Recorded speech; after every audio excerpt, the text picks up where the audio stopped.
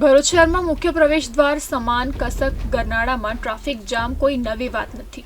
છાશવારે સર્જાતી ટ્રાફિકની સમસ્યા વાહન ચાલકો સહિત પોલીસ તંત્ર માટે પણ સરદદ સમાન બની ગઈ છે। આજરોજ કસક ગરનાળા પાસે રસ્તા પર પડેલા ખાડામાં નગરપાલિકા દ્વારા પેવર બ્લોક બેસાડવાની કામગીરી હાથ ધરવામાં આવી હતી।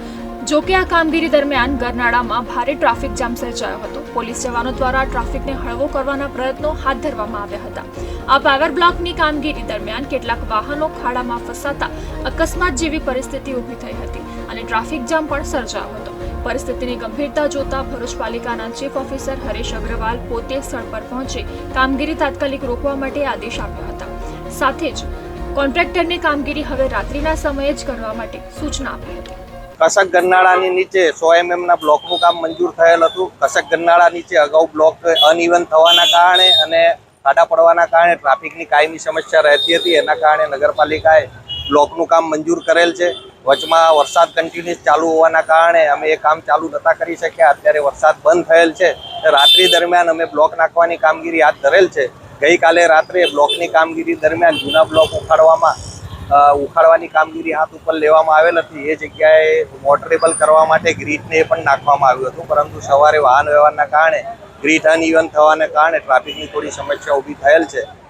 નગરપાલિકા દ્વારા અત્યારે વેટલિસ્ટ નાખી અને જે અનઇવન થયેલ છે એને સરખું કરવામાં આવી રહેલ છે અને રાત્રિ દરમિયાન જે ભાગની અંદરથી બ્લોક કાઢવામાં આવેલ છે આજે રાત્રે એ જગ્યાએ નવા બ્લોક કરી દેવામાં આવશે અને આ કામગીરી રાત્રિ દરમિયાન જ ચાલુ કરવામાં આવશે।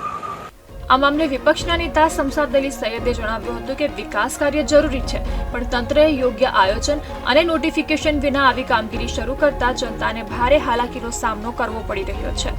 ટ્રાફિક જામની માહિતી મળતા જ પોલીસ તંત્રએ તાત્કાલિક કાર્યવાહી કરી અને ટ્રાફિક પોલીસ દ્વારા ટ્રાફિક નિયંત્રણ સાથે લોકોને ટ્રાફિક જામમાંથી મુક્તિ મળી હતી। ભરૂચ નગરપાલિકા દ્વારા કસક વિસ્તારના ગરનાળાની અંદર જે બ્લોકની કામગીરી શરૂ થઈ છે, વિકાસનું કામ છે, કામગીરી સારી છે, પરંતુ કહી શકાય કે બે જવાબદાર લોકો કામગીરી કરી રહ્યા છે અને જે રીતે બિન અનુભવી લોકો કામગીરી કરતા હોય એ રીતે કામગીરી શરૂ કરેલી છે। તમે જોઈ શકો છો કોઈ પણ નોટિફિકેશન બહાર પાડવામાં આવ્યું નથી આ કામગીરીનું, જેનાથી વાહન ચાલકોને ખબર હોય કે આ કામગીરી ચાલુ છે તો એ લોકો બીજે રસ્તે જઈ શકે। કોઈ પણ ડાયવર્ઝન નથી અને તમે જોઈ શકો છો કે અહીંયા જે ડ્રેનેજની પ્રોબ્લેમ છે, ડ્રેનેજની સફાઈ કામગીરી કર્યા વગર આ બ્લોકની કામગીરી શરૂ કરી તો ડ્રેનેજનું પાણી આજે રોડ પર ફરી રહ્યું છે। લોકો સવારથી ખૂબ જ હેરાન પરેશાન છે। ઘણા લોકોની બાઇકો જે સ્લીપ કરી છે, પડેલા છે।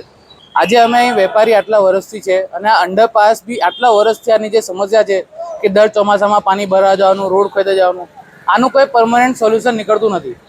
આ નગરપાલિકા કાલે રાતે આવીને આખું આ ખોદકામ કરી ગઈ છે। આનાથી ટ્રાફિક જામ થાય છે, અમારી ઘરાકીમાં ફેર પડે છે। અમારું પીક સિઝન છે આ કે જેની અંદર ગ્રાહકો આવે, અમારું વેપાર થાય, પણ આ ટાઈમે બી નગરપાલિકાએ રાત ખોદી કાઢ્યું છે અને આનું આટલા વર્ષોથી કોઈ સોલ્યુશન આવતું છે નહીં।